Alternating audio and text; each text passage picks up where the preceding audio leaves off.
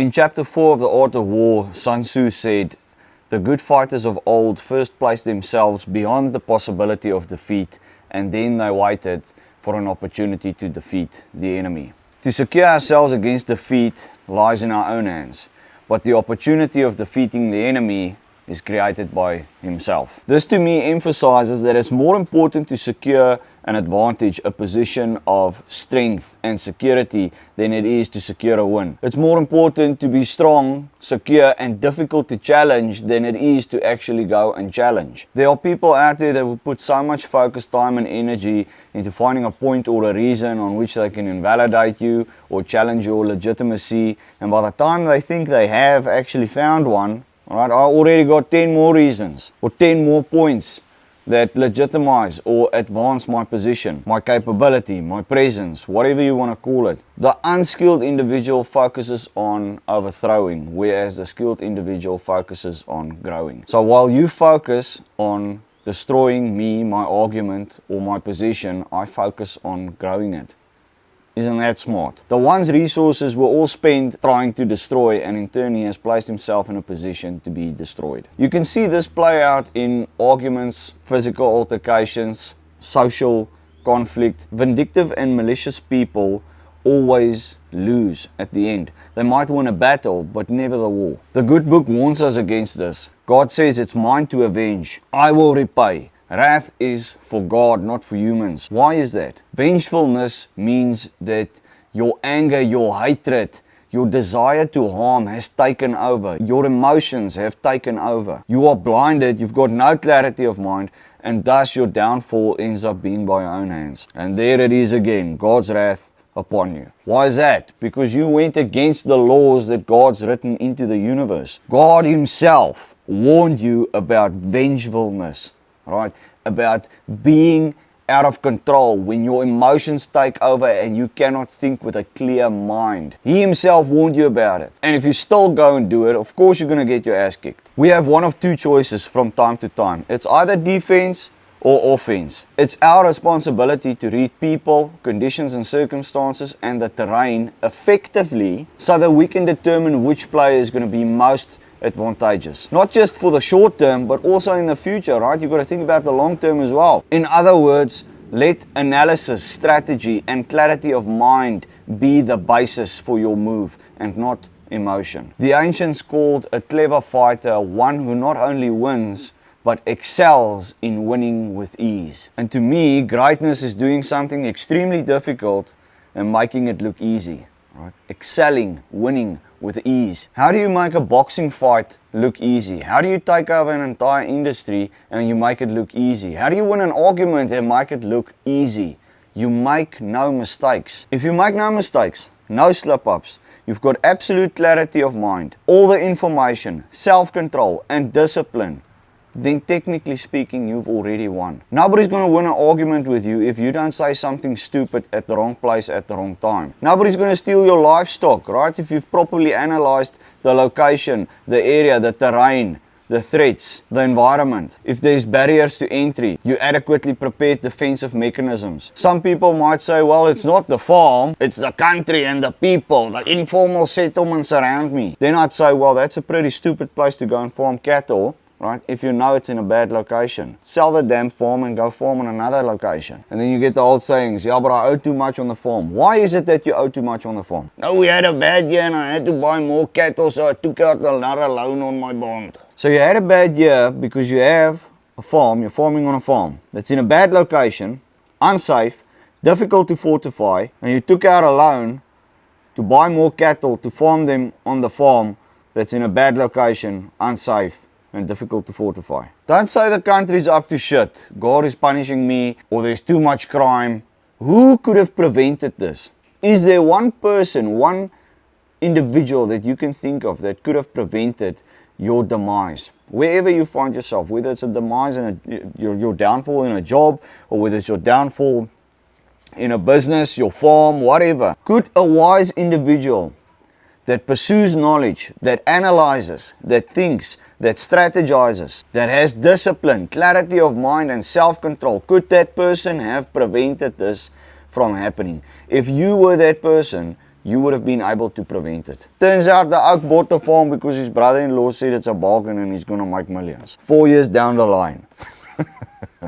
The victorious strategist only seeks battle after the victory has been secured, whereas he who is destined for defeat first fights and then afterwards looks for victory. This means to win in an argument, a battle, or in life in general, you get information, you analyze, you think, you focus, you prepare, and you wait for the fucking stars, conditions, and environment to align. And then only do you strike. Funny enough, the process of making sales is very similar to what I just said. Something that stood out for me: a competent and complete leader cultivates moral law and strictly adheres to method and discipline. You will not strictly adhere to something if you are not certain of it. I'm certain that if I climb on top of the roof and I jump off, I'm gonna break something or I'm gonna hurt myself. Why is that? Because I've been introduced to the law of gravity, and I can tell you it's the truth. We have a responsibility to collect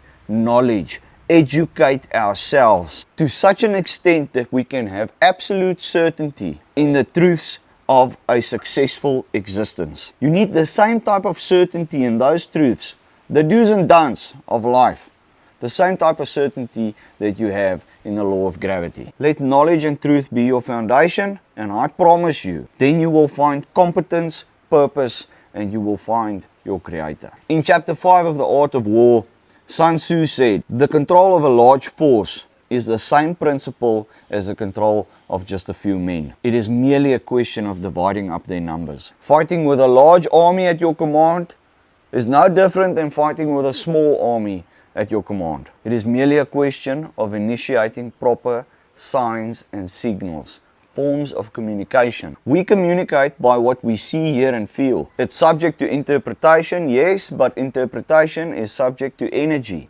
With what type of energy am I communicating with you? Energy from both the transmitter and the receiver. I'm the transmitter, currently now you are the receiver. The talker and the listener, the writer and the reader. But at the end of the day, the transmitter, the person communicating, is going to set the tone by the type of energy that they carry. Two things stand out for me here. Number one, the leader has a responsibility to communicate clearly and effectively. Say what you mean and mean what you say. Put the right feeling and energy into it so that the interpreter can receive it in the right context. People need to see the right things from you. They need to hear the right things from you. They need to feel the right things from you. That is part of the vibe and communication. The vibe and the communication, the energy, all of that forms part of communication. Number two, the leader has a responsibility to communicate to everybody. Everybody must be included in order to avoid doubt and uncertainty. My team isn't that big yet, but as we expand and we eventually get to 5 times the support team, 5 times the sales team, 5 times the management team, the transmitter, one transmitter, won't be enough. So what do? You get extenders. Extenders that can read and transmit the same frequency. Who needs to make sure that the extender can do that?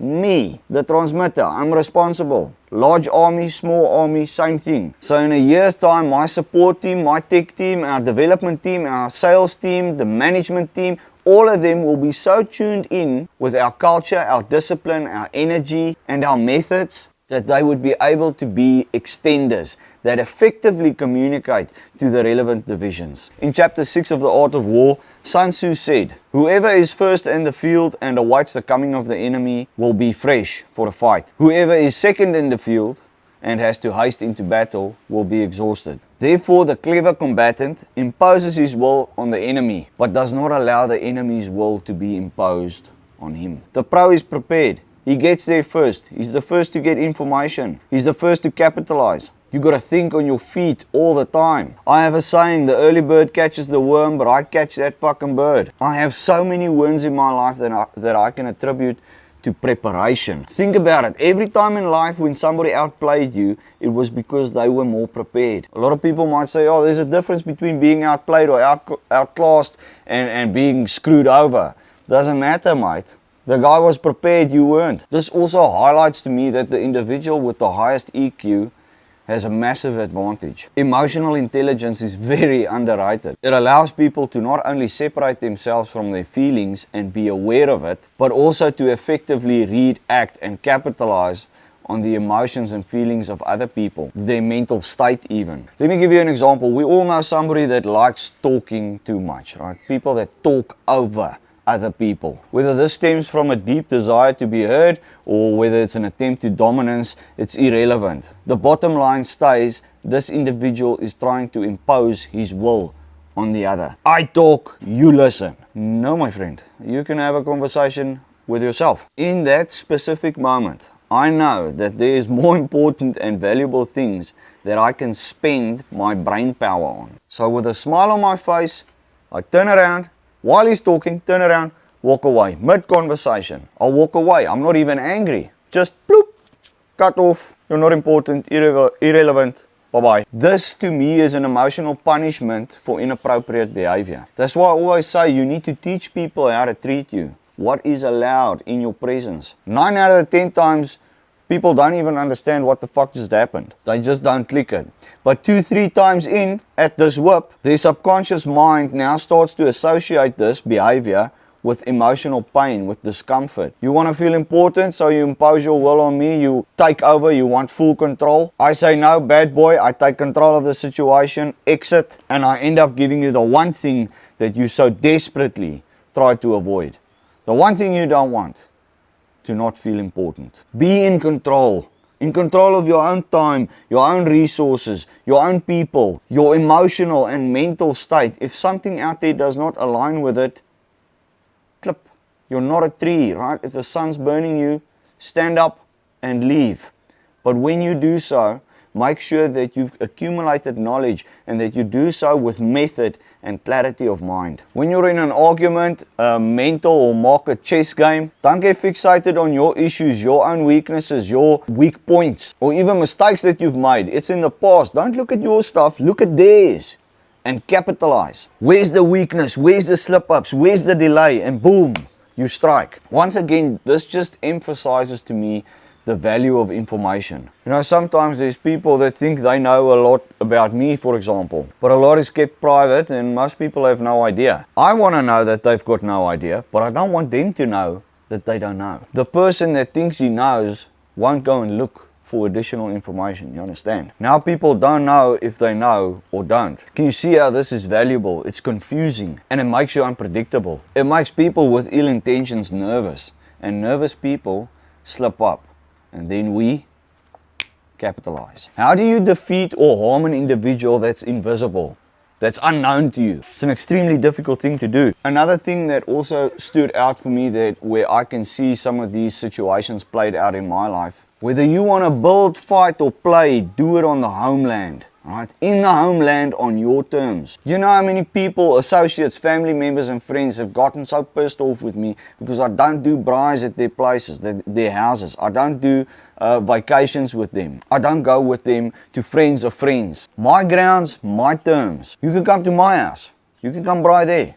You can come join me on holiday, but I'm not going to go and join you. Only a fool, an uneducated individual, would place himself in a vulnerable position. It's either on my grounds or neutral grounds. Now, I'm not saying I won't go and socialize with people and I won't go do business in other countries or go to other places. What I'm saying is that I will always have control and that I will not expose myself. I have a responsibility to do so. And a lot of people see it as my way or the highway. Sure, call me what you want, call me selfish, but you can't call me stupid. Bruce Lee said, be like water, my friend. And in the art of war, Sun Tzu says, military tactics should be like water. Water in its natural course runs away from high grounds and it hurries downwards. Water flows, it runs through gaps, it avoids obstacles. And we should do the same in any mental chess game, market warfare, you name it. Avoid what is strong and strike what is weak. Not avoid what is difficult and do what's easy. No, avoid what is strong and strike at what is weak. Water also doesn't have a constant shape. It modifies, it shape shifts. Now don't go and be a schizophrenic. I'm saying be flexible. Seasons change, people change, conditions and circumstances change. Adapt. Adapt your strategies and your methods. Adapt your pace. Adapt your movement. Adapt your thinking. Like Bruce Lee said, be like water, mate.